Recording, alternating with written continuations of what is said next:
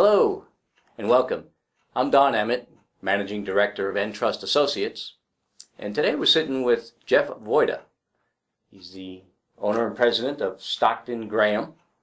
It's a business-to-business purveyor of specialty beverages, particularly coffee. Yep, that's what we're a coffee roaster. Okay. And stuff on there. So been in business nearly 20 years now. So we started as a coffee shop in North Raleigh, had a couple retail locations. We started roasting for ourselves in our own store to get the variety and the freshness and stuff that we desired. Other people started wanting to buy our coffee beans, and wholesale business and coffee emerged from there. But then we also discovered we needed specialty beverage products, syrups and chocolate sauces and stuff in our store for our customers to make the mochas and the vanilla lattes. And over time, our other customers needed that as well. So we started buying product in bulk. With the coffee, can you send us a case of syrups, a case of this? So our business kind of emerged or centered around the espresso bar and the coffee shop, and to service the needs of our stores, our early customers. And it's kind of how we got started, and sort of what we've kind of tailored to or stayed true since on that part of things. Okay. Do you still have the retail component? I sold those when I bought my original business partners. Over time, it's been 12, 14 years now, so it's been a while. I kind of discovered that running retail stores and running the wholesale business were two very different animals, two very different business rhythms, and somebody wanted to buy our largest retail store, so I'm like, well, I guess I'll do wholesale. So it just kind of evolved to gravitated towards that way, but I realized being focused around one type of service, one type of customer was much easier for me on there. So when you moved, how long have you been in this facility? We were roasting in our main retail store on Six Forks Road in Raleigh. We moved here, I want to say 97, 98, to occupy a small portion of the building. And we just wanted something central. We had several different retail locations in Raleigh, wholesale customers primarily in Raleigh, Durham, Chapel Hill. So this was an easy in and out place, kind of central for that region. And then things just started growing to expanding, and we purchased the building in 2000, and little by little kept expanding through it. So you went from being a business to consumer to a business to business purveyor, and instead of being in the coffee shop business, now you're a vendor or supplier to coffee shops and some restaurants and hotels. Correct. Primarily, coffee shops or espresso bars. We have, kind of customers wherever they want really good coffee and, made to order, handcrafted specialty drinks, non-alcoholic.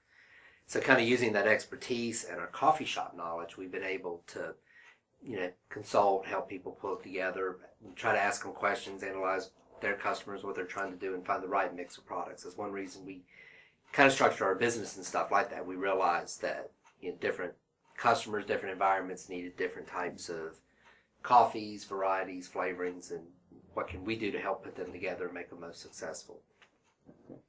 Are you just supplying to customers in Triangle, or do you reach beyond the Triangle? Well, originally, most of our customers were local because that just seemed to be easy. But as word spread of coffee and we got a little more creative in going out there and branding, we gradually expanded Triad throughout North Carolina, South Carolina, eventually more of the East Coast. So we've got customers throughout the 48 contiguous U.S. states, and ship a little to Canada and overseas and stuff, and Hawaii or Alaska on occasion. But predominantly we're still, I would say, Eastern Seaboard, and the further distance you get away, the more sparsely populated it is for now. And as you shared with me earlier, you have a customer or customers in Seattle. We got customers in Seattle, the coffee capital of the world. The coffee capital. And we're looking, a very prudent kind of growth strategies. Eventually, we'll, as we kind of want to expand our footprint and types of customers we offer, and how do we get product to them and stuff like that. So we're constantly trying to look how can we, better serve our customers and get them product faster, cheaper, more timely. So speaking to that, what would you say is your growth and or customer acquisition strategy? Originally we did a lot of just traditional media advertising and stuff. Nowadays, a lot of our customers come from referrals or vendors of the customers. Being involved in the industry, the web and e-commerce presence and stuff is definitely a big driver of customers and things out there. We don't really do a limited amount of other kind of direct marketing and things of that nature.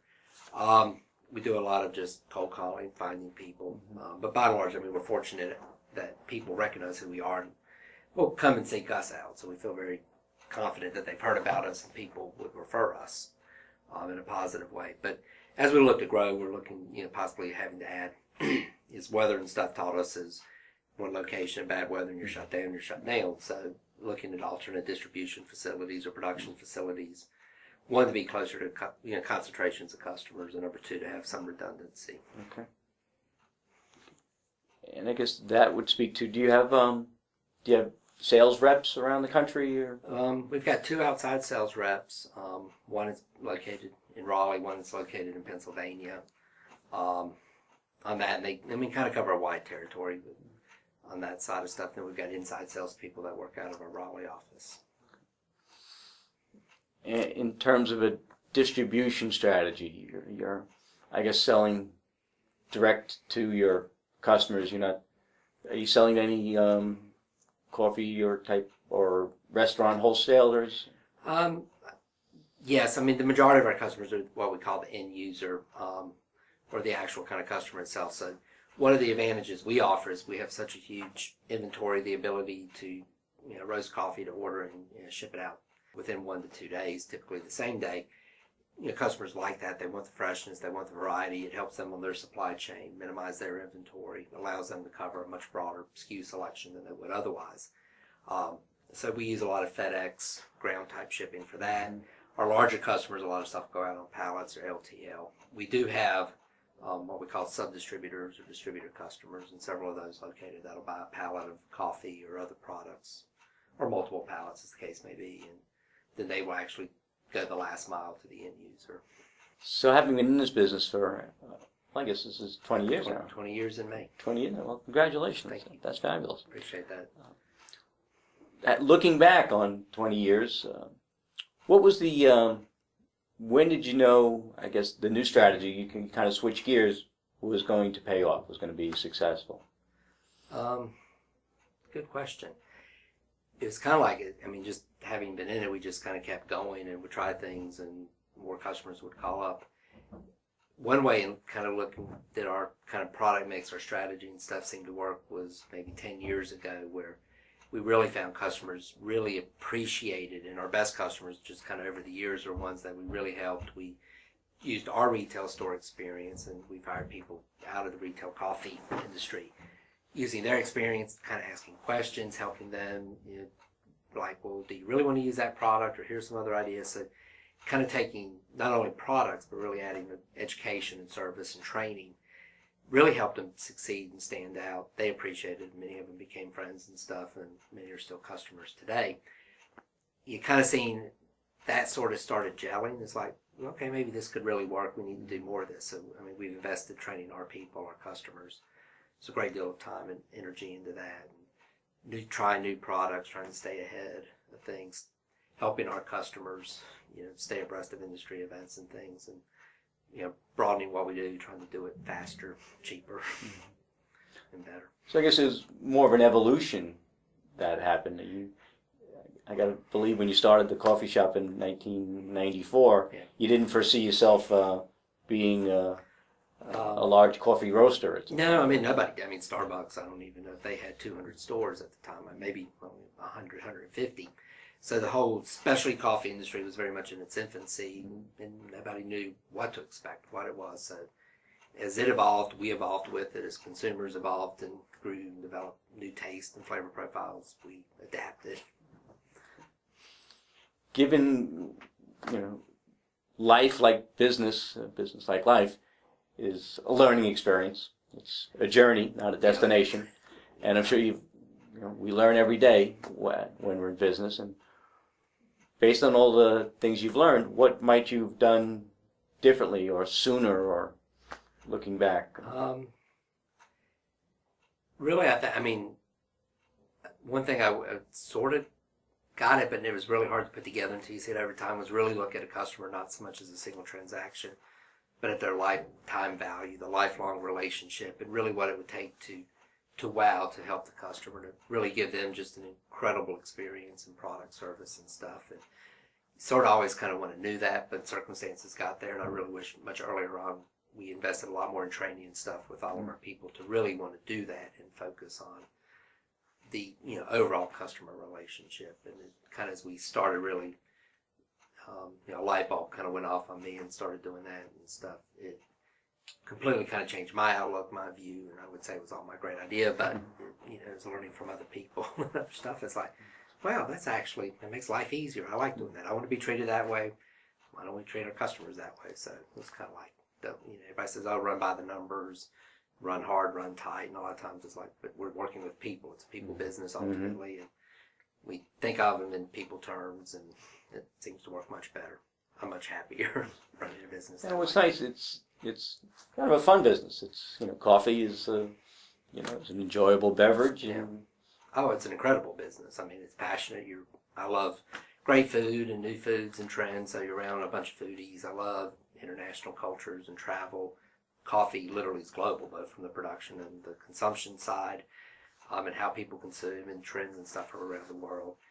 And business owners and people and families, and why do they go into business? And really understanding why do they want to open up a coffee shop or have this espresso bar? How's it going to impact or change their business and ultimately their lives? And what can we do to help and fall into that? So just sharing stories and things like that, I love. And training our people and team members. I mean, we got a great set. I'm very fortunate that most of our employees have been here 5 years or longer. We got great new people that have been here a few months to a year or so. And their experience, their knowledge, how they want to learn, they help us learn, we help them. It's just, I love it. It's a great environment to thrive on. And I can feel, your passion, obviously, for coffee, and I think anyone in that, hospitality, restaurant, somebody's business could be very difficult businesses. So if you don't have that passion, you should look for something else. I would agree, because it's something, literally, it's 7 days a week, 24/7, and no matter where you are, you never give it up or never leave it behind. With that in mind, if you ran into a young entrepreneur or someone who was looking to start a business or had a young business, what advice might you give a young or a new business owner? Maybe initially is not here again, not focus so much on the numbers, but really focus on the customer experience and what the customer is getting out of your product or your services. Put yourself in their shoes and view your business from their eyes, from their perspective, and treat them, provide the customer what you would want to be provided if you were on the other side of the transaction. And I think that is key and instrumental, and that's what is key to long-term relationships. Because ours being business to business, it's not a single sale. It's weekly sales, it's monthly sales. We want a customer for life. We don't want to keep acquiring new ones and losing old ones. Which speaks to a couple things. The cost of retaining a customer is much cheaper than the cost of getting a new customer. Most definitely. And it's much more rewarding. Yeah. But also, I guess, speaks to differentiating yourself. There are other coffee roasters in town, in the Triangle, across the country. How is Stockton Graham different, or how do you differentiate yourself from your competitors? We focus, and we're fortunate in an industry with very able competitors, and all of us are trying to push the envelope of quality and what coffee means. And we all recognize we all have a job. In the consumer's eyes, is educate everyone about better coffee and what better coffee is. So we're very fortunate to have great competitors that do that.